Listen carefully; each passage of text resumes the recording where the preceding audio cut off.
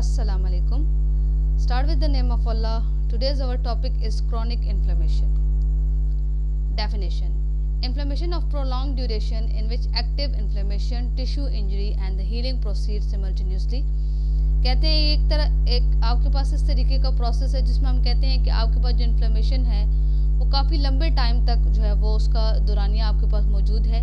इसमें आपके पास एक तरह का एक्टिव इन्फ्लेमेशन भी होगी, टिश्यू इंजरी भी इसके अंदर होगी और इसके साथ साथ जो उसका हीलिंग का जो प्रोसेस है वो जो जितने भी जो टिश्यूज़ डैमेज हो चुके हैं, जो सेल्स मुतासर हो चुके हैं, वो अब कब अपनी असली हालत में वापस आएंगे। तो वो ये जो सारी जो प्रोसेसेस हैं, तमाम बातें हैं, ये अलग अलग आपके पास होती रहेंगी। तो that is called chronic inflammation. मतलब इसमें ये है कि आपके पास जो जितना भी जो इन्फ्लेमेशन का जो प्रोसेस है आपकी बॉडी के अंदर वो काफ़ी लंबे टाइम तक रहेगा। तो that is called chronic inflammation. अब एंडोजीनियसली मतलब कुछ हम इसमें इसकी वजूहात भी बयान करेंगे। कहते हैं एंडोजीनियसली कुछ अंदरूनी तौर पर एक ऐसी कंडीशन भी डेवलप हो जाती है आपके पास जिसके बारे में बात करते हैं, आर्थरोस्क्लेरोसिस। ये एक तरह की एक ऐसी कंडीशन है जिसमें हम कहते हैं कि जब आपके पास आपकी जो ब्लड वेसल्स हैं, उन ब्लड वेसल्स के अंदर अगर आपके पास कोई भी ब्लड क्लॉट जो है वो क्या करता है, वो ब्लड के अंदर रिस्ट्रिक्शंस काज कर देता है ब्लड फ्लो के अंदर। मतलब तो यही वो रिस्ट्रिक्शंस, वो रोकथाम तब होगी आपके ब्लड वेसल्स के अंदर, ब्लड फ्लो नहीं कर पाएगा जब आपके पास वहाँ पर कोई भी फैटी मटेरियल अगर मौजूद है। जैसे कि अक्सर लोगों के जो है उनके ब्लड के अंदर कोलेस्ट्रॉल का लेवल ज़्यादा हो जाता है।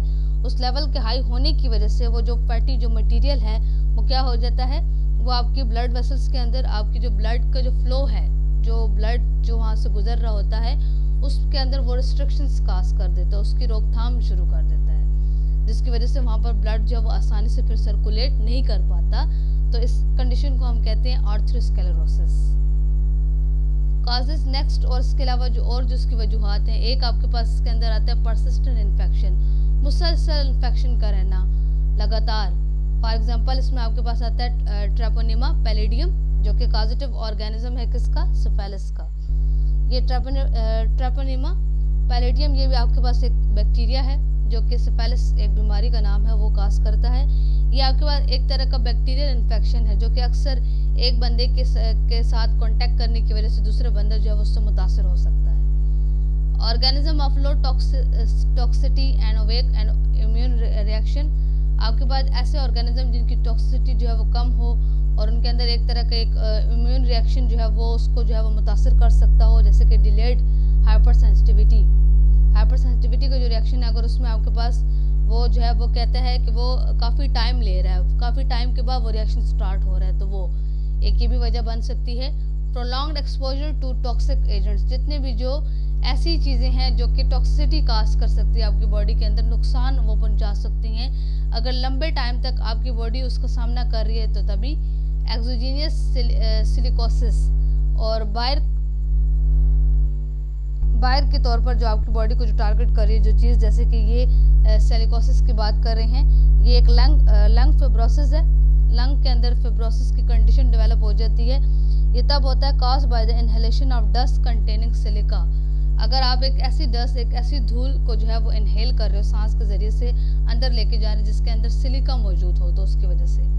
ऑटो इम्यूनिटी, बाज़ दफ़ा आपका इम्यून सिस्टम आपकी बॉडी के खिलाफ ही रिएक्शन स्टार्ट करना शुरू कर देता है, बजाय इसके वो बाहर के एंटीजन को ख़त्म करे वो आपकी बॉडी को ही डिस्ट्रॉय कर देगा, जैसे कि अक्सर ऑटो इम्यून डिजीज़ के अंदर होता है। ऐसी बीमारियों को हम ऑटो इम्यून डिजीज़ कहते हैं जिसमें आपका इम्यून सिस्टम आपकी ही बॉडी को टारगेट करेगा, वो बाहर किसी एंटीजन को ख़त्म नहीं करेगा। ये भी अब नॉर्मल कंडीशन है एक तरह की। ग्रैनुलोमा डेफिनेशन, अच्छा ये क्रॉनिक इन्फ्लेमेशन में ऐसा होता है कि इस तरह की जितने भी जो इन्फ्लेमेशन के जो आपके पास रिएक्शंस होते हैं उनमें अक्सर औकात एक कंडीशन डेवलप हो जाती है उन इमेजेस के अंदर, अगर आप देखो उनको तो उसे हम कहते हैं ग्रैनुलोमा। ये डेफिनेशन इसकी क्या है, granuloma is a focus of chronic inflammation. ये भी एक तरह का कहते हैं उसका फोकस है क्रॉनिक इन्फ्लेमेशन का, consisting of a microscopic aggregation of macrophages, जिसमें हम कहते हैं कि जितने भी जो मैक्रोफेजेस हैं उनका एक हजूम बन जाता है, एक जगह पर वो कंबाइन हो जाते हैं, इकट्ठे हो जाते हैं। That are transformed into epithelium, जो कि फिर अपने आप को एपिथेलियम में कन्वर्ट कर देते हैं, like cells surrounded by a collar of mononuclear leukocytes, और एक खास किस्म के सेल्स होते हैं मोनोन्यूक्लियर जिन्हें हम कहते हैं, सिंगल न्यूक्लियस उनके अंदर मौजूद होता है। वो सेल्स इसको इर्द गिर्द से क्या कर लेते हैं, सराउंड कर लेते हैं, इसके इर्द गिर्द मौजूद होते हैं। ल्यूकोसाइट्स हैं, वाइट ब्लड सेल्स होते हैं, principally leukocytes and occasionally plasma sales.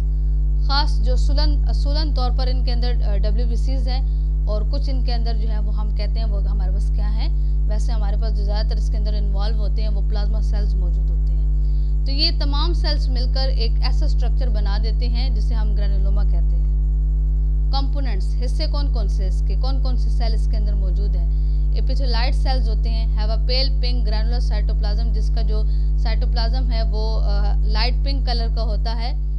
Granular दानेदार स्ट्रक्चर होता है विद इनडिस्टिंक्ट सेल बाउंड्रीज, जिसमें जो उसकी सेल बाउंड्रीज हैं, जो सेल की जो बाउंड्रीज बनी होती हैं, आप उनको जो है वो क्या कर सकते हो, उनको अलग नहीं कर सकते।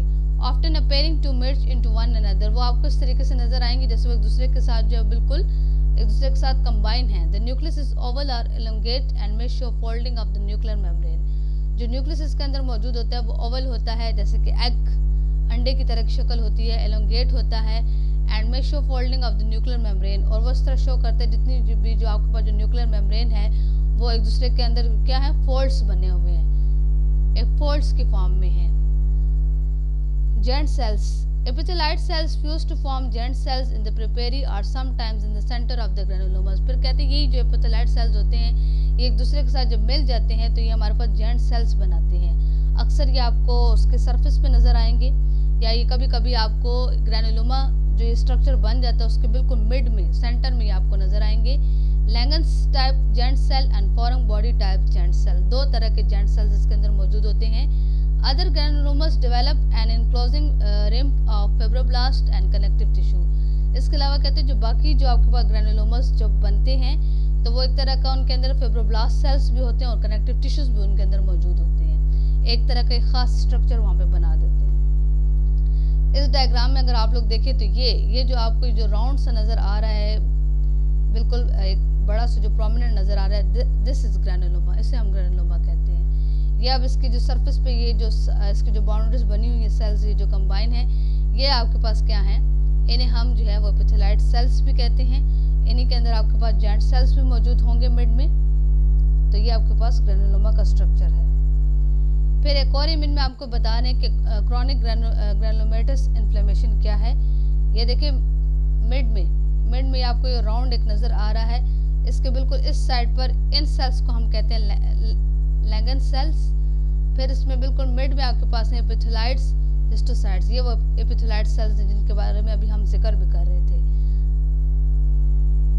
अब ये कहते हैं ये वो ग्रैनुलोमा है जिसे हम स्पेसिफिक ग्रैनुलेशन टिश्यू भी कहते हैं, और ये किससे बना हुआ है, is composed of modified macrophages, ये मैक्रोफेजेस से बनता है। मैक्रोफेजेस सेल्स जो है ना आपके पास, जिसके बारे में हमने बात भी की थी कि वो फैगोसाइटोसिस का भी अमल करते हैं, तो यही मैक्रोफेजेस सेल्स जो हैं आगे क्रोनिक इन्फ्लेमेशन के अंदर ये ग्रैनुलोमा जो स्ट्रक्चर है इससे ये बनाते हैं।